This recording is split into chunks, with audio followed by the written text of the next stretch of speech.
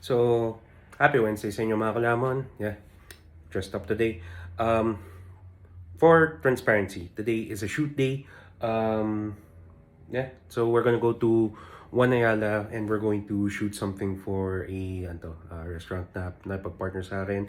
And again, for accountability din, ang protocol kasi namin ng nutritionist ko is if we're going to do challenge or shoot content, automatic the next day it's going to be 24-hour fast.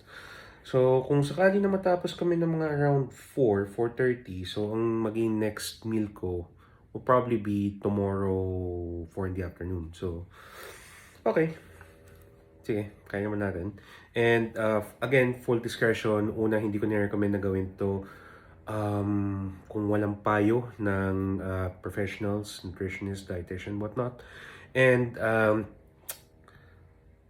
I am used to prolonged fast eh. So kung sakali man na gagawin nyo to, I just can't recommend it. Lalo na pag hindi sanay yung katawan nyo. Pero it is what it is.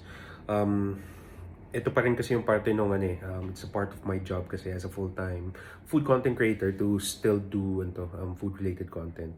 Pero for the sake of accountability din, mamaya we're gonna go to a workout. So, come train mamaya with me. Natutuwa ako dun sa reception dahil kasi at least I think dahil mas maganda yung mga angles since naglabas ako ng tripod.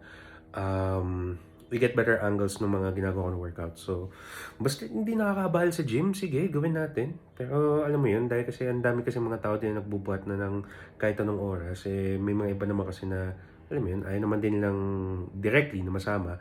Kaya yung diskarte ko kasi sa pag-direct sa mga angles ay hanggat maaari, hindi masyado nakaka-include mga tao. For their privacy as well. And common courtesy. So sige, it's already 2 o'clock in the afternoon and we have to be there by 3. So, tara na. So while waiting for my grab, nakasalubong ko ang ilan sa inyo. So shoutout kay Rafael. So nice to see you, man. Best luck, man. Malapit na, konti na lang. Makakasama ka na sa unemployment. Shoutout kay Peter. Yes, sir! Shoutout din kay Enzo at saka kay Mari. Yes, sir. So ako ay sumakay ng grab at tayo ay papunta ngayon ng Makati. Like what I said, tayo ay mag-shoot ngayon. Pero for the sake of accountability, ililista natin. Okay. Ang traffic ng mga gantong oras, still manageable, pero nagbe-build up na rin. Yung bottleneck ng traffic, doon naman kasi siya sa mga stoplights madalas, katulad dito sa Ayala, pero smooth sailing pa rin so far until dumating ka sa rush hour. So regardless, I hope everybody got to their destination safe. Kung na late man, okay lang yun. Don't be so hard on yourself, alright? Bawi tayo bukas. That's always the promise of a brand new day, a brand new start. Dito ako ngayon sa One Ayala and I just got an update mula din sa restaurant. So apparently, may mga kasama pala ako ngayon na other content creators. Very nice. So ibig sabihin nun, no need to do a eat the menu type of video. Sige. Pero we're gonna list it. The shoot was great. Abangan nyo mamayang 6 p.m. Alright, shoot done. Nakakatawa lang, parang mas nag-enjoy pa ako na like meet other content creators eh. So, sobrang shoutout na sa kanila. Nakakatawa lang dahil nakakatawa. Yeah, very like-minded people. And parang halata nga na mas yapi pa sila kayo sa akin eh. Kaya nakakatawa. Sige, dahil doon at hindi naman ako masyadong kumain. So, responsable tayo.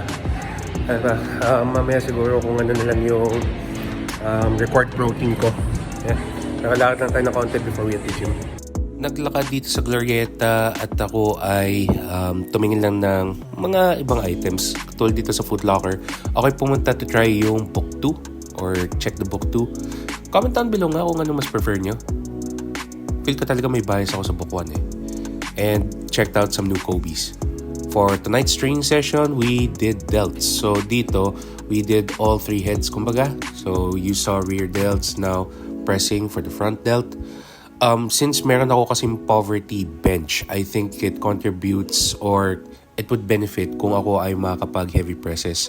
Katulad nito, this is 135 for seated military, which is a bit more challenging dahil kasi wala kang momentum na ginagamit. Pero alam mo yun, basta't hindi nako-compromise ang iyong form, we get to do things consistently with no injury. Yun ang importante. Did cardio at pinapanood yung laban ni Kirby at Iban. Sobrang laugh trip to. Pagkatapos nun, went home.